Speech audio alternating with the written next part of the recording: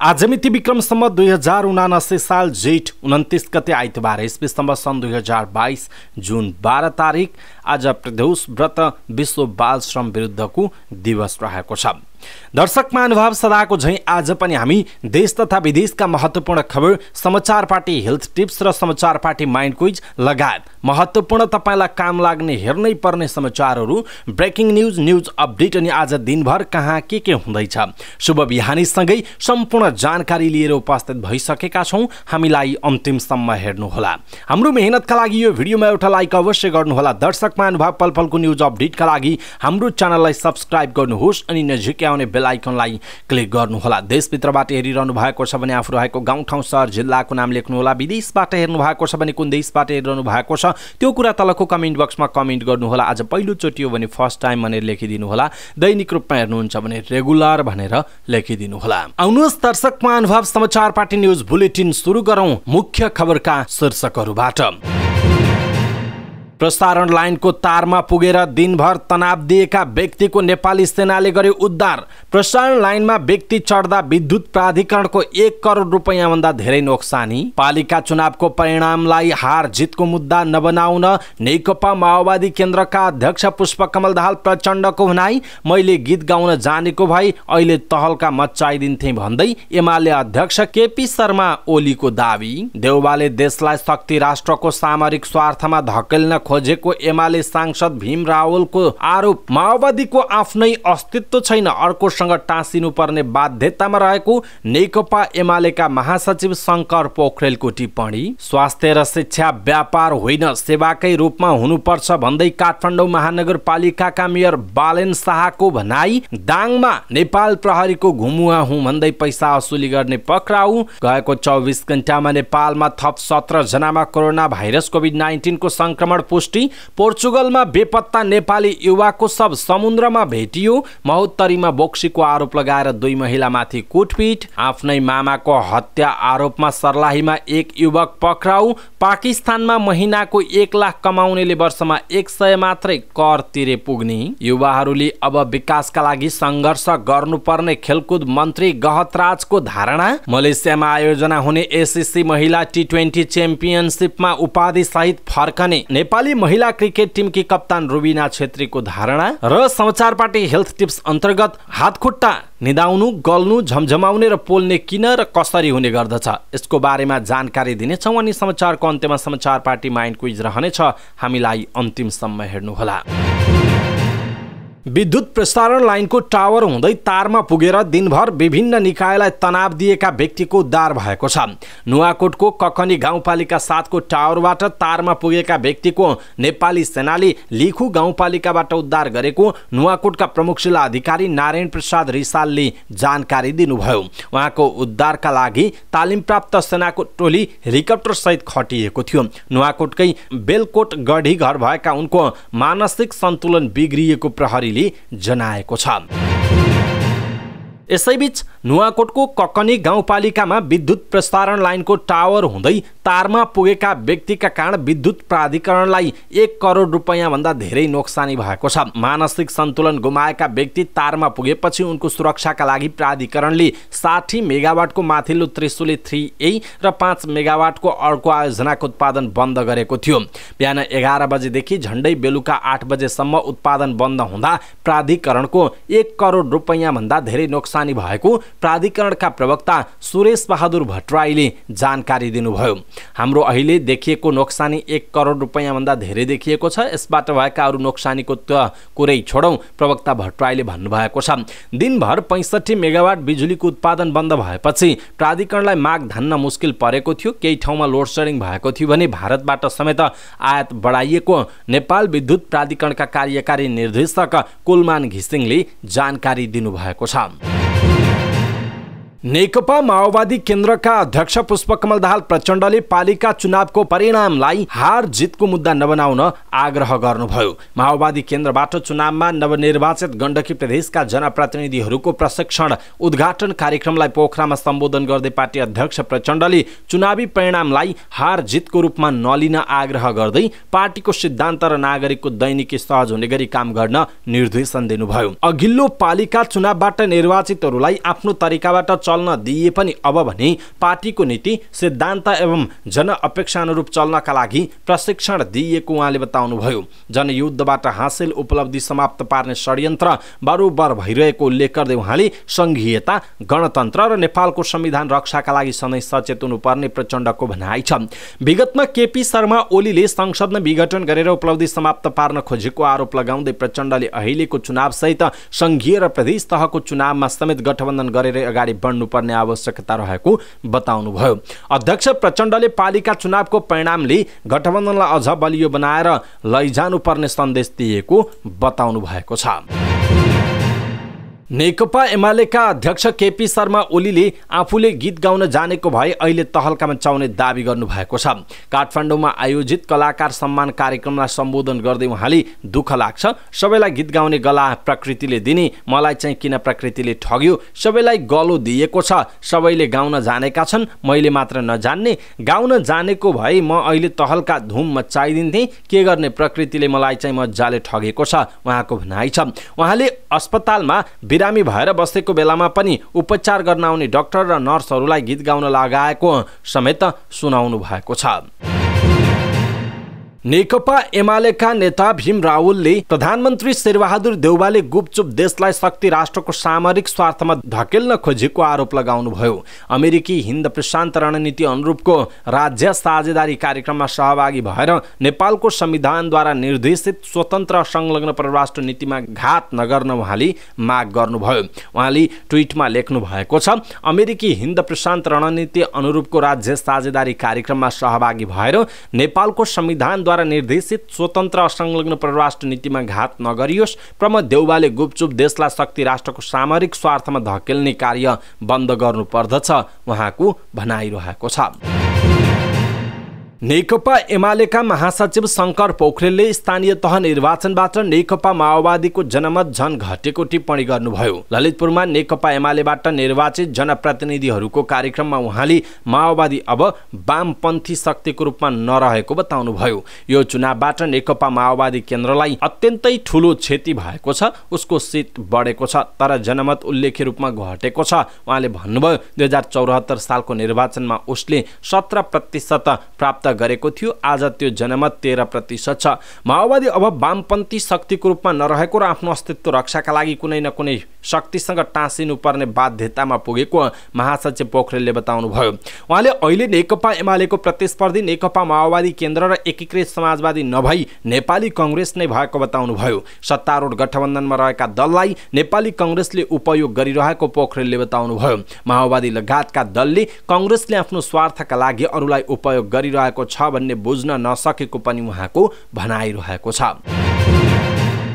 काठमाडौँ महानगरपालिकाका मेयर बालेन शाहले स्वास्थ्य र शिक्षा व्यापारको रूपमा नभई सेवाको रूपमा जनताको घर दैलोमा पुग्नुपर्ने धारणा व्यक्त गर्नुभयो। काठमाडौँको क्षेत्रपाटी निशुल्क चिकित्सालयको निरीक्षण गर्दै उहाँले सो कुरा बताउनुभयो। 2013 सालमा स्थापना भएको क्षेत्रपाटी निशुल्क चिकित्सालयको नवनिर्मित भवन निर्माणको अवलोकन तथा अस्पतालबाट प्रवाह भइरहेको सेवा सम्बन्धमा अनुगमन समेत गर्नुभएको छ।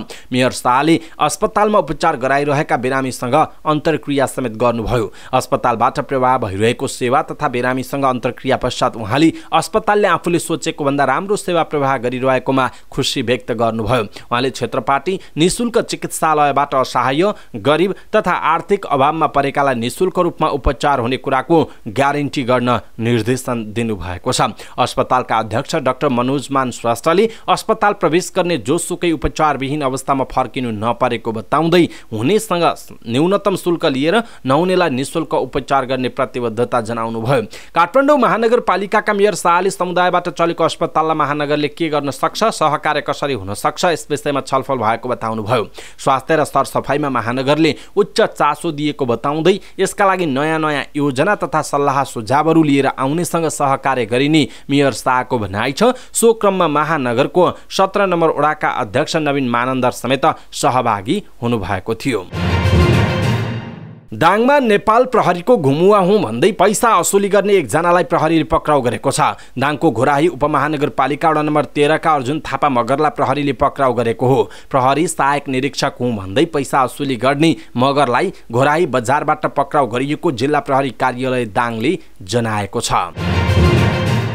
गएको 24 घण्टामा नेपालमा थप 17 जनामा कोरोना भाइरसको संक्रमण पुष्टि भएको छ। पीसीआर र एन्टिजेन गरी 2173 जनाको नमुना परीक्षण गर्दा 17 जनामा संक्रमण पुष्टि भएको स्वास्थ्य तथा जनसङ्ख्या मन्त्रालयले जनाएको छ। थप 11 जना निको भएका छन्। अहिले सक्रिय संक्रमितको संख्या 107 जना रहेको छ। गएको 24 घण्टामा संक्रमणका कारण कसैको पनि ज्यान गएको छैन। थप 81,912 जनाले कोरोना विरुद्धको खोप लगाएको मन्त्रालयले जनाएको छ। करिब 2 महिना अघिदेखि पोर्चुगलमा बेपत्ता भएका नेपाली युवाको शव समुद्रमा भेटिएको छ। नुवाकोट जिल्ला बेलकोटगढी नगरपालिका 12 का 30 वर्षीय सुजन सिलवालको शव समुद्रमा भेटिएको हो। सिलवालको शव करिब 2 महिना अघि समुद्रमा भेटिएको स्थानीय प्रहरीलाई उद्धृत गर्दै गैर आवासीय नेपाली सङ्घ पोर्चुगलका अध्यक्ष रविन अधिकारीले जानकारी दिनुभयो। उहाँको शव बेपत्ता भएको भोलिपल्टै अर्थात् गत अप्रिल 16 मै प्रहरीले समुद्रमा भेटेको भए पनि शवको पहिचान भने बिहिबार मात्र खुलेपछि प्रहरीले खबर गरेको अधिकारीले बताउनुभयो। प्रहरीले दिएको जानकारी अनुसार सिलवालको शव राजधानी लिस्बन नजिकै पर्ने पासो डी आर्कोस स्थित समुद्रमा डुबेको अवस्थामा भेटिएको अधिकारीले बताउनुभयो। उहाँको शव कास्काइस स्थित अस्पतालको शवगृहमा छ। सो घटनाका विषयमा उहाँको परिवारलाई जानकारी गराइएको र परिवारले शव नेपाल पठाइदिन आग्रह गरेको अधिकारीले बताउनुभयो। बेपत्ता भएका सिलवालको खोजी कार्यका लागि सङ्घले प्रहरी प्रशासनलाई खबर गर्नुका साथै ठाउँ ठाउँमा उनको फोटो सहितको पोस्टर समेत टाँसेको थियो। सिलवाल वैदेशिक रोजगारीको सिलसिलामा 7 वर्ष अघि पोर्चुगल पुग्नु भएको थियो। गत अप्रिल 11 मा नेपालबाट पोर्चुगल फर्केका उहाँ अप्रिल 15 दिउँसोदेखि सम्पर्कविहीन हुनुभएको थियो। महोत्तरीको सदरमुकाम जलेश्वरमा बोक्सी आरोप लगाएर 2 महिलामाथि कुटपिट भएको छ। जलेश्वर नगरपालिका 6 धबौली निवासी 53 वर्षीय कालो देवी र 54 वर्षीय दुलरिया देवीलाई स्थानीय केही व्यक्तिले बोक्सी आरोप लगाएर कुटपिट गरेको प्रहरीले जनाएको छ। स्थानीय सोमन भनिने सोमारी देवी सहितकाले 2 महिलामाथि हात, लाठी र लात्तीले कुटपिट गरी घाइते बनाएको जिल्ला प्रहरी कार्यालय महोत्तरीका प्रहरी निरीक्षक सरोज राईले जानकारी दिनुभयो। दुवै महिलामाथि 26 जेठको बिहान कुटपिट भएको प्रहरीले बताएको छ। भूतप्रेत लगाएको भन्दै उनीहरूले दुवैलाई कुटपिट गरेका रहेछन्। प्रहरी निरीक्षक राईले भन्नुभयो घटनामा संलग्न 2 जनालाई पक्राउ गरिएको छ। पक्राउ पर्नेमा सोही ठाउँका 45 वर्षीय भुलन र 28 वर्षका सोमनी भनिने सोमारी देवी छन्। उनीहरू विरुद्ध बोक्सीको आरोप लगाई कुटपिट गरी ज्यान मार्ने उद्योग शीर्षकमा अनुसन्धान सुरु गरिएको प्रहरीले जनाएको छ। घटनामा संलग्न भई फरार भएका अन्यको खोज तलास भइरहेको प्रहरीले जनाएको छ। सर्लाहीको लालबन्दी नगरपालिकामा आफ्नै मामाको हत्या गरेको आरोपमा एक युवक पक्राउ परेका छन्। लालबन्दी नगरपालिका 11 हिरापुरका 31 वर्षीय रवि विकले आफ्नै मामा 45 वर्षीय अशोक विकको हत्या गरेको प्रारम्भिक अनुसन्धानबाट देखिएको जिल्ला प्रहरी कार्यालय सर्लाहीका प्रवक्ता डीएसपी माधव प्रसाद बुढाथोकीले बताउनुभयो। मृतक अशोक भने लालबन्दी 17 रानीगञ्जका बासिन्दा हुन्। प्रहरीका अनुसार रविको काकाको तरकारी बारीमा 2 जना काम गरिरहेका बेला विवाद हुँदा रविले अशोकको टाउकोमा बाँसको भाटाले हिर्काएका थिए। गम्भीर घाइते भएका अशोकलाई उपचारका लागि अस्पतालतर्फ लैजाँदै गर्दा बाटोमा मृत्यु भएको डीएसपी बुढाथोकीले जानकारी दिनुभयो। रविलाई नियन्त्रणमा लिएर अनुसन्धान सुरु गरिएको प्रहरीले जनाएको छ। पाकिस्तानमा महिनाको 1 लाख रुपैयाँसम्म कमाउनेलाई वर्षमा 100 रुपैयाँ मात्र कर तिर्नुपर्ने भएको छ। पाकिस्तानको संघीय सरकारले सन् 2022-23 को बजेट पेश गर्दै वर्षको 12 लाख रुपैयाँ आर्जन गर्नेहरूका लागि छुट दिएको हो। अर्थमन्त्री मिफ्ता इस्माइलले बजेट भाषणमा मासिक 1 लाख रुपैयाँसम्म कमाउनेले वार्षिक रूपमा 100 रुपैयाँ मात्र कर तिर्नुपर्ने बताएको बीबीसी हिन्दीले जनाएको छ। पाकिस्तानमा महिनाको 50,000 सम्म कमाउनेका लागि यसअघि नै कर मिनाहा भइसकेको छ। यस्तै वार्षिक रूपमा 12 लाखदेखि 24 लाखसम्म कमाउनेले 7% कर तिर्नुपर्नेछ। त्यसै गरी 24 लाखदेखि 36 लाखसम्म कमाउनेले 12.5% कर तिर्नुपर्ने बताइएको छ। 36 लाखदेखि 60 लाखसम्म कमाउनेले 17.5% कर तिर्नुपर्ने बीबीसी हिन्दीले जनाएको छ। देशको दिगो एवं समावेशी आर्थिक विकासका योजनालाई केन्द्रमा राखेर पाकिस्तानले आउँदो वर्षका लागि 90 खर्ब 50 अर्बको बजेट सार्वजनिक गरेको छ। वित्तीय चुनौती बढेको वर्तमान अवस्थामा सन्तुलित एवं नागरिक केन्द्रित बजेट ल्याइएको अधिकारीहरूले बताएका छन्। 9 खर्ब 50 अर्बको बजेट मध्ये कर्जा प्रवाहका लागि 3 अर्ब 95 करोड, सार्वजनिक क्षेत्र विकास कार्यक्रमका लागि 8 खर्ब र रक्षा खर्चका लागि 1 खर्ब 52 अर्ब छुट्याइएको बजेट भाषणमा उल्लेख छ। बजेटलाई सन्तुलित, प्रगतिशील एवं जनहितकारीको संज्ञा दिँदै प्रधानमन्त्री शहबाज शरीफले आर्थिक जोखिमका प्रभाव घटाउन र नागरिकका समस्या समाधान गर्नतर्फ सरकारले कठोर निर्णय लिँदै चुनौतीहरूबाट बाहिर निस्कने बताएको उल्लेख गरिएको छ।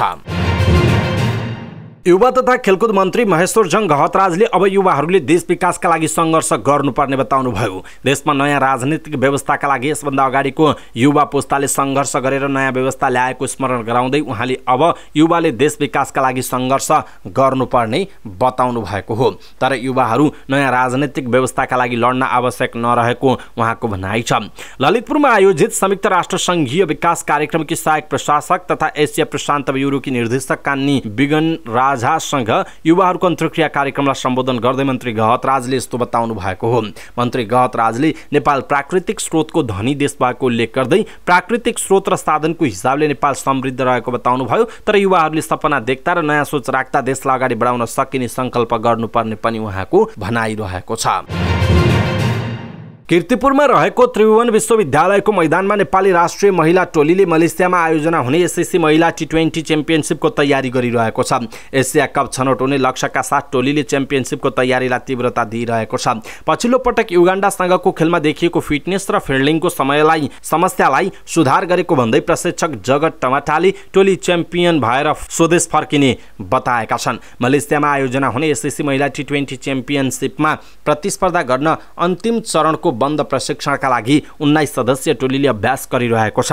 पछिल्लो पटक सम्पन्न युगान्डासँगको श्रृङ्खलामा भएका कमी कमजोरी सुधार गर्न टोली तल्लीन रहेको बताइएको छ। त्यही श्रृङ्खलापछि टोलीले मुख्यतया फिटनेस र फिल्डिङमा वर्कआउट गरिरहेको छ। मुख्य प्रशिक्षक टमाटाले मौसमको चुनौती भए पनि अभ्यासलाई निरन्तरता दिइरहेको बताए। उनले फिटनेस र फिल्डिङमा केन्द्रित रहेर च्याम्पियनसिपका लागि कडा मेहनत गरिरहेको बताएका छन्। यसैबीच नेपाली राष्ट्रिय महिला क्रिकेट टोलीकी कप्तान रुबिना छेत्रीले च्याम्पियनसिप नेपाली टोलीका लागि चुनौतीपूर्ण भएको बताएका छन्। उनले नेपाली महिला टोली ट्रफी लिएर स्वदेश फर्किने प्रतिबद्धता जनाइन्। त्यसका लागि खेलाडीले यसअघि गरेको र कमी कमजोरी सुधार गरेको पनि उनको भनाइरहेको छ। समूहको प्रतिस्पर्धामा हरेक टोलीले एक आपसमा प्रतिस्पर्धा गर्ने बताइएको छ। हवस् त दर्शक महानुभाव, आजका महत्त्वपूर्ण समाचारहरू ब्रेकिङ न्युज अपडेटहरू यति नै। हामीले प्रस्तुत गरेका समाचारहरूप्रति तपाईँको धारणा के छ? आफ्नो धारणा तलको कमेन्ट बक्समा कमेन्ट गर्नुहोला। हाम्रो मेहनतका लागि यो भिडियोमा एउटा सानो लाइक अवश्य गर्नुहोला। दर्शक महानुभाव, पलपलको न्युज अपडेटका लागि हाम्रो च्यानललाई सब्स्क्राइब गर्नुहोस् अनि नजिकै आउने बेल आइकनलाई क्लिक गर्नुहोला। नमस्कार।